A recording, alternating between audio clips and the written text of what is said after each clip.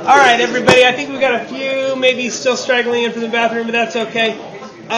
It is my great pleasure to introduce to you the fabulous Deborah Strong, who takes care of all of our students when they fall down the stairs and all those things. Okay, good morning, everyone, and welcome to Bakersfield College. We're so happy to have you join us. And I am Deborah I like Deborah B. Strong. Deborah B. Strong. I'm the RN, the college nurse in the Student Health Center. And our staff consists of Raymond Purcell. He's our director. He is a nurse practitioner, and he is the healthcare provider that assesses the students. I do the pre-assessments. And then we also have our department assistant, who is Stella Raymond. She's department assistant who handles all of our billing and insurance and all. And I have provided you with a pamphlet that goes over our services. And so if you turn to your overview, I'll share little things there with you and expound on them for you. First thing I want you to know is that I need for you, we work closely with Public Safety Department. As he said, if someone falls down the stairs, well, the fact is public safety is first responders. And if that individual is not capable of walking over to the health center for us to help them, that means it's a 911 call. So you should know if someone gets hurt, faints or something, you need to call public safety. So if you would put this phone number in your phones, if you're adjunct faculty and you're working evenings, you need to have their number. Public safety is 395-4554. 395-4554. And public safety handles all the their first responders for campus calls. And also, if you're working late evenings, you can call them, the students can call them, they can walk them out to the cars, because some areas aren't as lit. Yeah, 395-4554. Some of the areas in the parking lots aren't as lit up, so some students may be needed to be escorted out, and they will do that, okay? And on the top of this, where it says service overview, the first aid is handled by the health center. We provide first aid to everyone. If you're a visiting individual on campus, if you're injured, we will aid you. If you are a student injured, if a student is injured, any BC-related injury, if they're in the classroom, on a field trip and fall on the campus, we will take care of it. Faculty. If faculty is injured, we call Sheila Shear. She's the safety coordinator for staff and student workers. So if a student worker, you're being paid, we will provide first aid, but we will call Sheila Shear, and if need be, she will send you over to Irene Sanchez, who handles all staff, physicals, TBs, and all that, okay? So just keep that in mind. First aid is provided for everyone, but if you're staff or student worker, we will help you in the health center, but we'll forward you on. We have in the health center, when you pay your health fee, when the students pay your health fee, every semester, when you register for classes, you automatically pay your health fee, which is $13.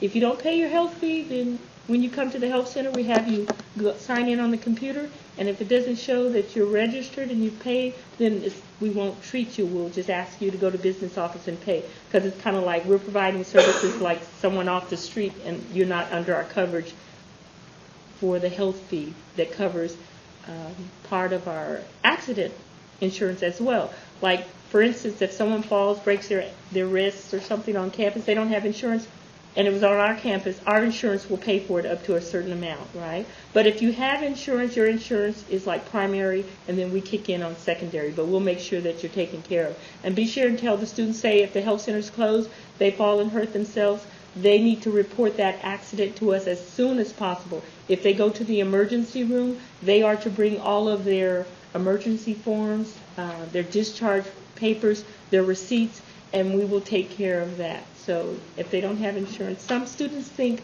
I go to the health center, that's my primary care doctor.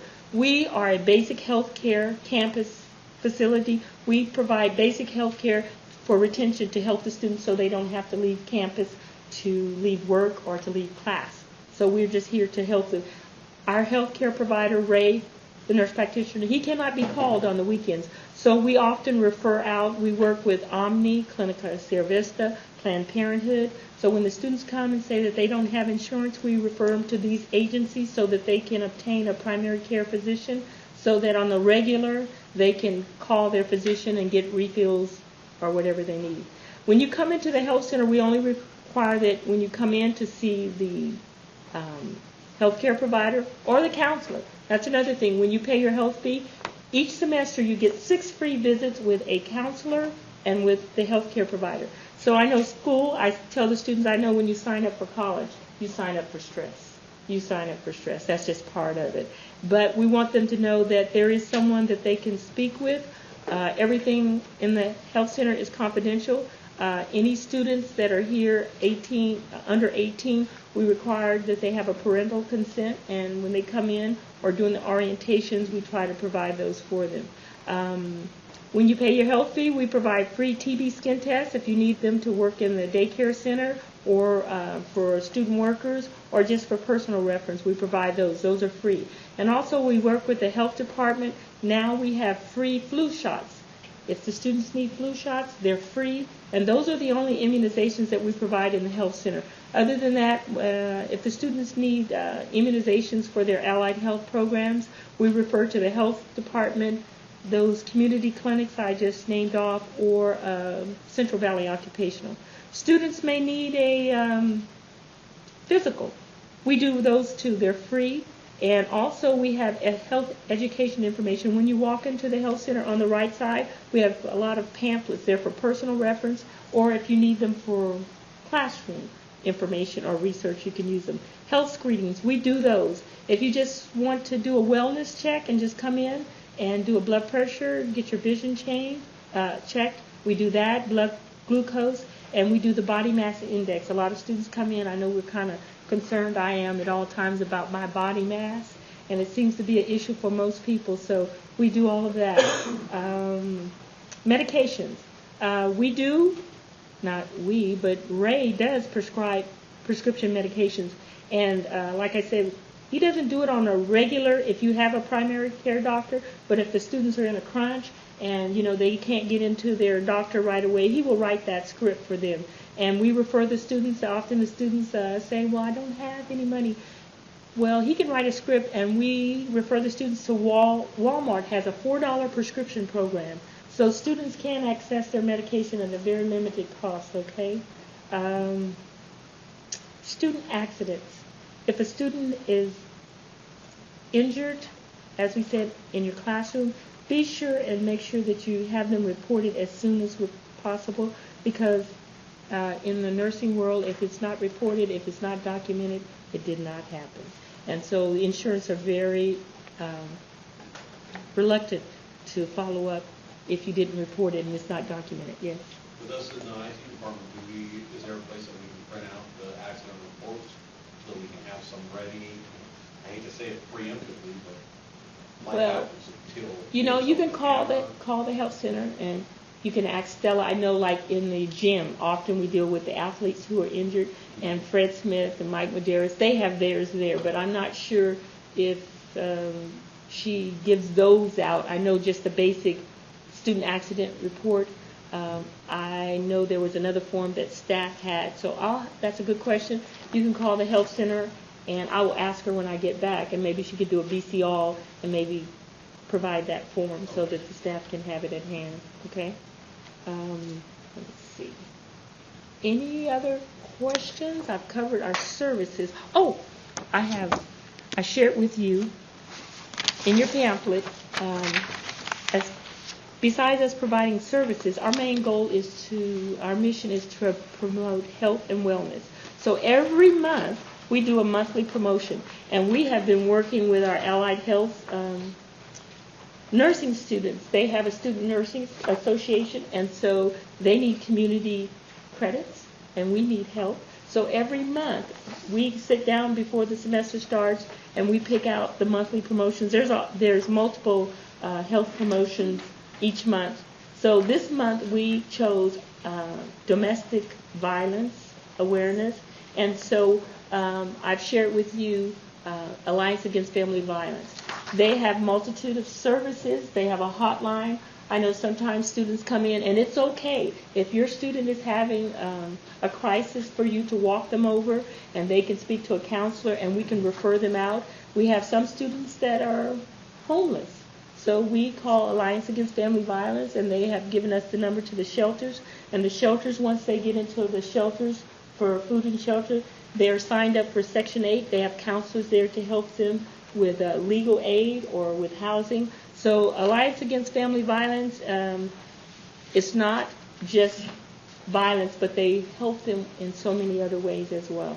So be sure and look over this. So if you do have a student and you don't have your form or you can't remember, just refer them to the health center. Students need sometimes food. You refer them to student, what is it? Pantry. The pantry in student activities. That's right next door to the health center. So we can help them with food. We can help them with food and shelter. So we're here to help, and always the student nurses assistants, they set up tabletop information and they set up in the campus center. But we are now a smoke-free campus. So if you see someone that's smoking, you could kindly ask them if they could put it out. I want you to know right now we are not doing little tickets or anything. We haven't established that, but we are a smoke-free campus, a tobacco-free campus. So if you see someone smoking, be so kind to ask them, because it's just not, we're worried about everybody's health. So that's it for now. You have any other questions? Okay. Yeah, do you know the availability of the mental health counselor? You know, I want you to know, all you have to do is call, but they are booked up. We are currently trying to expand our services. We have Dave, who's a family, yes. And then he's only 24 hours. And then we have Rosalinda, and they work with Clinica Service, so they're contracted. But we're trying to extend their hours because we have so many students that we're just booked out. So it's just like, sooner you call, you walk them over, the sooner they get, Of course, we handle crisis situations. We work them in, but availability, it's always booked, so I can't say it's just their schedule, but usually they're booked. Okay. Where exactly is the nursery?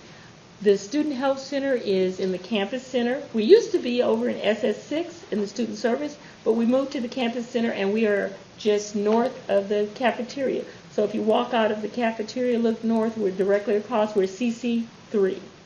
We're right next door to CC4, which is student activities. You're CC3, you said? Yes, CC3.